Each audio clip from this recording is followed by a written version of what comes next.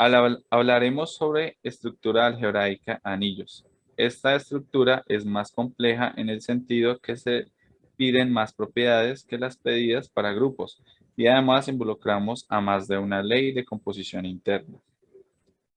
Siendo G un conjunto no vacío y dos leyes de composición interna a las que llamaremos asterisco y círculo. Diremos que la estructura G asterisco círculo es un anillo si y solo así G asterisco es un grupo abeliano, G círculo es un semigrupo, círculo es distributiva respecto de asterisco. Ahora haremos algunas observaciones. Es normal que más sea llamada ley aditiva y suele expresarse con un símbolo más. Por otro lado, a la ley círculo se le llama ley multiplicativa y por lo tanto se expresa con un símbolo por. Por último, usualmente se reemplaza el nombre del conjunto G para llamarlo A. Con estas observaciones volvemos a definir anillo, pero de forma más destructiva. Siendo la estructura A más por es un anillo, si, solo si, A más es un grupo abeliano, donde A1, la operación más es la ley de composición interna. A2, la suma es asociativa en A. A3, la suma tiene elemento neutro en A y lo representaremos con 0. A4, cada elemento de A tiene inversos según la operación más y lo representaremos con menos A. La A5, la operación más es conmutativa en A. Bueno, buenas tardes. Yo voy a hablar de qué es el semigrupo y las propiedades de la A6, A7 y A8. ¿Qué es un semigrupo? Un semigrupo es una estructura algebraica de la forma A multiplicación, donde A es un conjunto y la operación multiplicación es una composición interna, cerrada y asociativa. La propiedad A6, la operación multiplicación es una ley de composición interna en A. En la propiedad A7, la operación multiplicación es asociativa en A. Podemos notar que estas últimas dos coinciden. Estas últimas dos condiciones equivalen a pedir que la estructura A multiplicación sea un semigrupo. Para la propiedad A8, multiplicación es distributiva respecto a la suma. Recuerden que si no especificamos el lateral, no debe ser por ambos. Ahora vamos a dar un ejemplo. El ejemplo, en primer lugar, consideramos la estructura n más multiplicación, siendo n el conjunto de los naturales, y más y multiplicación la suma y producto usuales entre los naturales. Comparamos con los requisitos que se nos piden para que la estructura sea un anillo.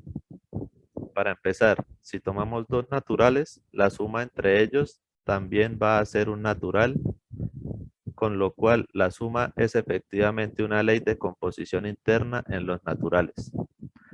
Como podemos observar en la primera propiedad. Entonces, en la propiedad A1, la suma es efectivamente una ley de composición interna entre los naturales. Para la propiedad A2, sabemos que cumple con la operación asociativa. Para la propiedad A3, no podemos notar que no cumple los requisitos de los elementos neutros para la suma, con lo cual diremos que n más multiplicación no es un anillo.